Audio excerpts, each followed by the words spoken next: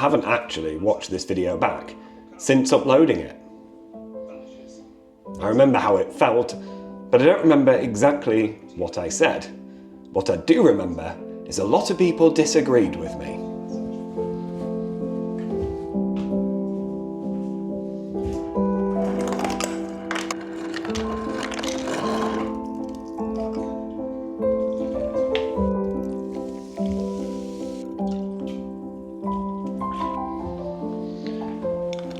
Which is why in this video I wanted to revisit it and talk about why this car and many others similar to it make me feel sad.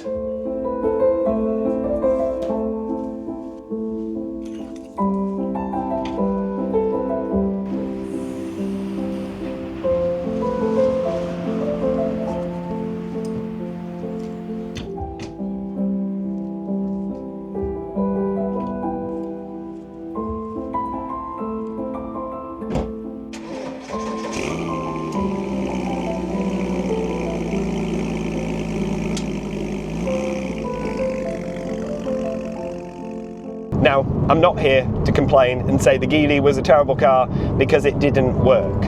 That would be wrong, because it did work. In fact, the touchscreen on that car was as good as what I've come across in any car to date. It was better than anything the Germans can do and the Japanese, and makes the rest of them look like they don't really know what they're doing. The touchscreen was super responsive, really fast, really snappy, amazing, really clear visuals.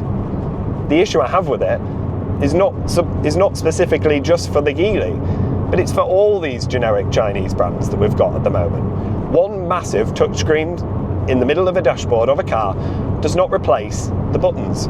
It cannot replace the buttons because it doesn't make the car better, it doesn't make it more luxurious, and it doesn't make it more easy to use. And that's the point I was trying to get across in that video. And a lot of people, for some reason, leaped to the defense of the Geely, telling me I should have read the manual. Who reads manuals these days? Who gets into a car and goes, I better sit and have a read through that massive manual that's in 6 different languages to make sure I know how to use the car? You should be able to jump into pretty much any car if it's been well designed. You should be able to demist the windscreen, connect your phone and warm your backside. It's not that hard to ask. Of course, there are going to be more advanced features that maybe require you to do a little bit of research into how to use them, because cars these days are absolutely filled with quite cool tech.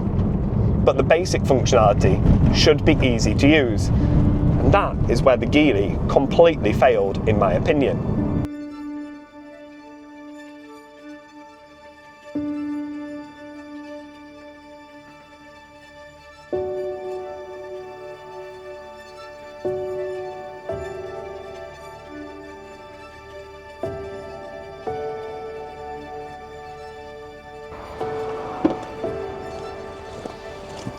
A few of the comments which got to me, and I know I shouldn't let comments get to me, was that I don't like change, I don't like new things, probably scared of technology.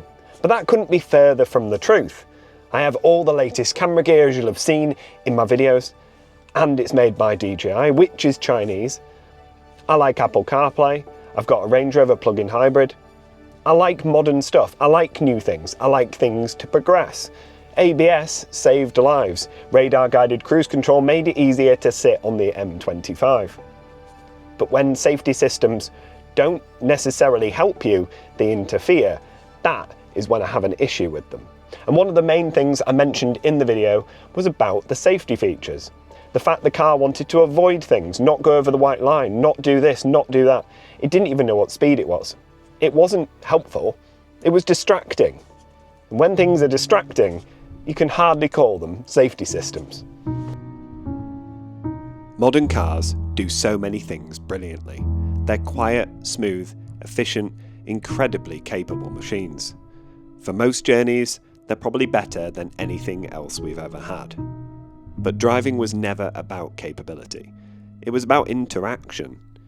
The weight in the steering, the delay between the pedal and the engine, the little imperfections you learn over time. The way a car slowly makes sense to you without ever needing explaining.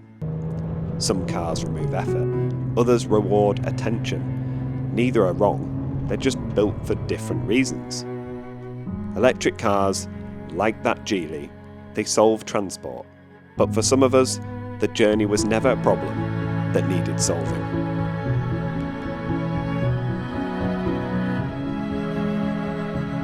That car is not aimed at people like me, people like you, people who love driving, who love cars. Here I am, driving around in a 20-year-old Porsche. That car is not aimed at me. That car is quite simply white goods. But the title of the video suggested that it was everything I hated about new cars. And that remains true. Cars have become white goods. Cars like that are just generic cars for getting you from one place to another. And a lot of people who viewed that video and commented on it were those people. They're not interested about flat sixes, they're not interested about the noise, the emotion that comes with driving a well-sorted mid-engine Porsche. They're just wanting to get to work and back with minimal fuss. And you could argue that the Geely does that, aside from its safety systems and other things that don't work. But it is essentially a white good. Now, think about white goods. I like my dishwasher. It's very effective. It works. If it broke down, I'd be sad in terms of I'd have to buy another one, but I wouldn't miss it. I wouldn't be sad about the actual appliance. The appliance simply works. I put dirty plates in, I get clean plates out. That's all it does. And that is exactly what a Geely is, and what all these new Chinese cars are. They are just white goods on wheels, a disposable item that's never going to be working in 20 years' time. And that's what makes me really sad.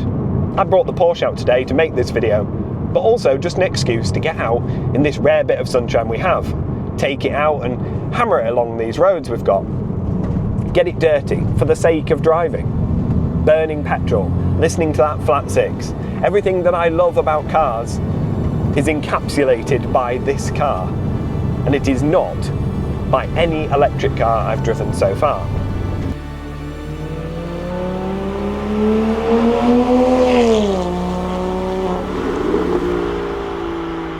The thing is, I genuinely believe there is a place for internal combustion to sit alongside electric cars. And the cars like the Geely EX5, the BYD Seal, and those sort of things do have their place. Where they don't have their place is with people like me who love cars. It's the same with watches. Apple Watches do more than a Rolex. An Apple Watch will track your steps, your heart rate, allow you to pay for things. A Rolex doesn't do any of that. But people still want a Rolex. People love them, aspire to own them. And I think the same will be true of cars, because internal combustion just gives you that something else that electric cars can't quite do.